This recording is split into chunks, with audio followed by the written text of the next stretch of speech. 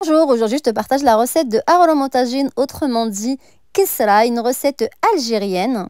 Je te partage la version kabyle, plus précisément de Béjaïa, avec ma façon de la préparer. Cette fois, on va la préparer avec le pétrin. Donc dans la cuve du robot, je mets 4 mesures de semoule fine à moyenne. Une cuillère à café de sel plus au moins selon le goût. Le bout de la cuillère à café de levure boulangère. La moitié de la mesure d'huile. Tu pétris la pâte avec la feuille ou le cas, chacun comment il l'appelle, et non pas avec le crochet.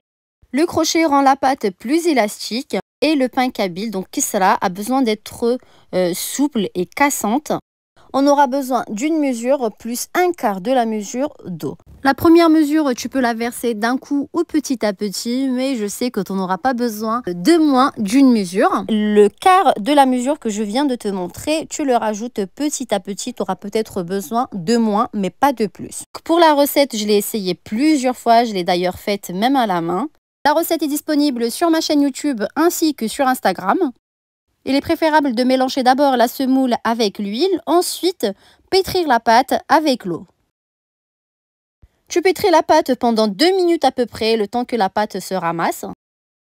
Tu auras peut-être besoin d'un petit peu plus ou moins d'huile.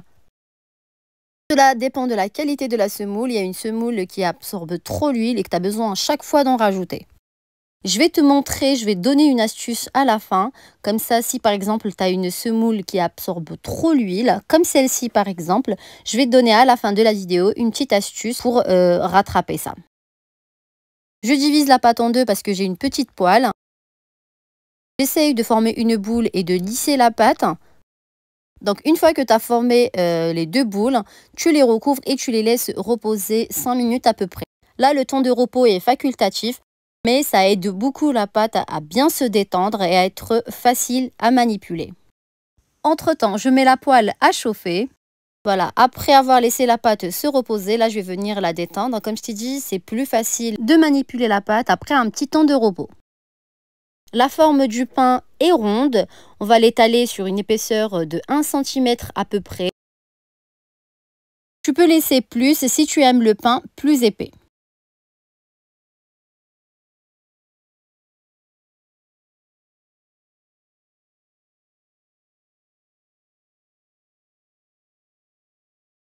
Avec le dos de la fourchette, tu peux ajuster comme ça les contours pour que ça soit plus lisse.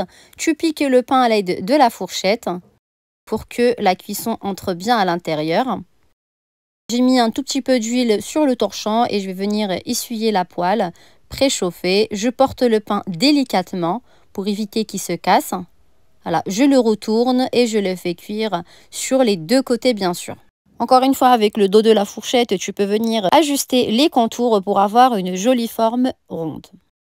Quelques minutes après, une fois que le pain a pris une petite couleur, je le tourne comme ça pour que ça cuise de tous les côtés. Ensuite, je le retourne une seule fois. Donc, je vérifie à chaque fois. Je soulève légèrement pour voir si c'est cuit. Avec un torchon, j'appuie sur le pain une fois retourné pour que ça cuise bien. Comme ça va être cuit de tous les côtés, surtout que moi je le fais cuire sur la gazinière et du coup, parfois les contours sont pas bien cuits. Je dépose le pain sur une tasse ou sinon sur une grille pour que ça prenne le temps de bien refroidir et que ça ne soit pas humide de l'intérieur. Une petite astuce si tu n'arrives pas à avoir un pain qui est bien rond, donc tu prends une assiette ronde ou sinon un couvercle. Tu le poses sur le pain, tu coupes avec un couteau par la suite. Comme je t'ai montré, l'épaisseur est d'environ 1 cm. Tu piques encore une fois le pain sur le dessus. Et là, l'astuce que je t'ai dit tout à l'heure, si par exemple la semoule absorbe trop l'huile, tu peux la badigeonner avec un petit peu d'huile d'olive sur le dessus. Tu vas voir les résultats par la suite de toi-même. C'est la même pâte, c'est la même poêle et en même moment. Tu vois la différence? Le pain est bien doré sur le dessus, très bien cuit. Je le retourne encore une fois sur l'autre côté. Pour l'astuce, tu l'utilises uniquement quand tu as une semoule qui absorbe trop l'huile. Sinon, en général, tu n'as pas besoin. Le pain est cuit, il est prêt. Tu peux tester l'astuce de toi-même. Tu vas vérifier et le confirmer par toi-même. Je laisse le pain refroidir avant de le découper. Tu peux couper maintenant ton pain à la main ou sinon avec un couteau, c'est comme tu veux. Si tu as des questions, n'hésite pas à me les poser en commentaire. Sinon, n'oublie pas de t'abonner et à bientôt pour de nouvelles recettes.